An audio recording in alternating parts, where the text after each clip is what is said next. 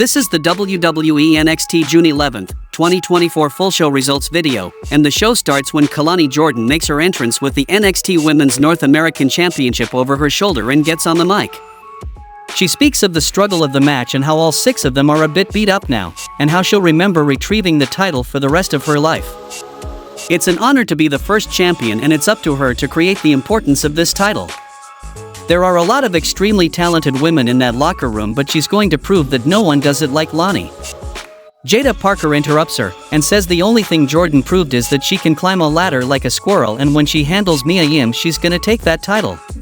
Speak of the devil, Mia Yim attacks and they brawl on the floor and we have a match. Then we saw a match between Jada Parker versus Mia Yim, and the result of this match was Mia Yim defeated Jada Parker by pinfall with an O'Connor roll. When Parker gets a chair out from under the ring, Carl Anderson takes it from her, and Mia done her job. Then we saw a match between Gallus versus New Catch Republic, and the result of this match was Gallus won the match by pinfall with all the best for the bells from Joe Coffey on Wes Lee. Jada Parker is talking with Bronco Nima and Lucian Price about how she needs to take care of Mia Yim and run her ass out of NXT. The next match happened between Brinley Reese versus Wendy Chu, and the result of this match was Wendy Chu defeated Brinley Reese by submission with a cutthroat choke. Byron Saxton interviews Roxanne Perez in the parking lot, and she says she was put in an impossible situation against one of the most dominant women in wrestling today, and she's still the champion. Robert Stone rolls up to congratulate her and tells her Ava Raine is wondering what she's going to talk about tonight. Perez wants revenge for Ava springing her battleground opponent on her and says she'll just have to wait and see. American Nightmare Cody Rhodes makes his entrance and gets on the mic, and he says it's magical here and perhaps he needed to be here today to feel the magic as he heads towards Scotland and towards defending the WWE Championship against AJ Styles.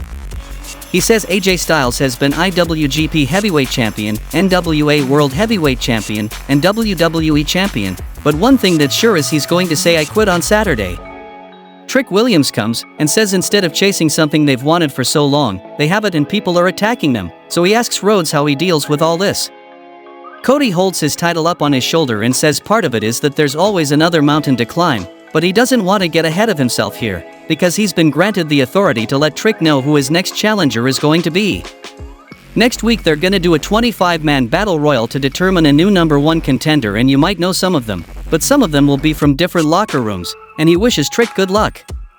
Williams has one more thing to ask him, and it's very, very serious. 4th of July is around the corner and all his people want to know, is he coming to the cookout? Cody says he is coming to the cookout.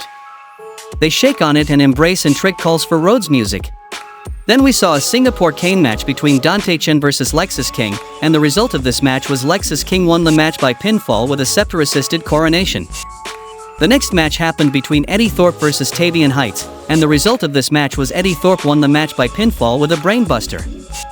Post-match, Charlie Dempsey wants to recruit Tavian Heights, but Damon Kemp is skeptical. Dempsey gives him shit for questioning him when he dropped 2 straight to Tony D'Angelo and orders Miles Bourne to go find Heights right now. The next match happened between J. Yvonne Evans versus Shawn Spears, and the result of this match was Shawn Spears won the match by pinfall with the C4. It's time for the main event, and Roxanne Perez makes her entrance and gets on the mic for her State of the NXT Women's Division gimmick. She crows about retaining the title and says she proved to everyone at Battleground that no one is on her level, but it's okay, don't thank her all at once for making sure the title stays in NXT. We're just finding out what she's always known, but there's one woman who does need to come out and thank her, and she calls Ava Raine out.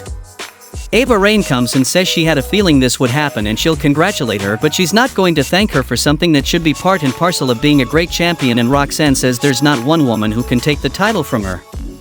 JC Jane and Jasmine Nix come, and JC isn't happy Roxanne is taking credit for the whole locker room and says she's lost her sweet and innocent personality and damn sure lost her memory, because long before she even signed a contract here, Jane was one of the reasons people tuned into NXT. Lash Legend and Jakara Jackson come, and Lash says while JC was getting her beak fixed and Jasmine's trying to be a Kim K lookalike, Metaphor has been making moments every week, and Jakara says they were gonna try and target Kalani, but since Roxanne is running her mouth, it's on sight. Then comes Lola Vice, and she says they all want what Roxanne has, but she's the only one that's really on her level, and Jakara tells her to shake her happy ass to the back of the line, which sparks off a brawl. Roxanne and Lola throw everyone out and stand tall in the ring, but don't square up and the show goes off the air.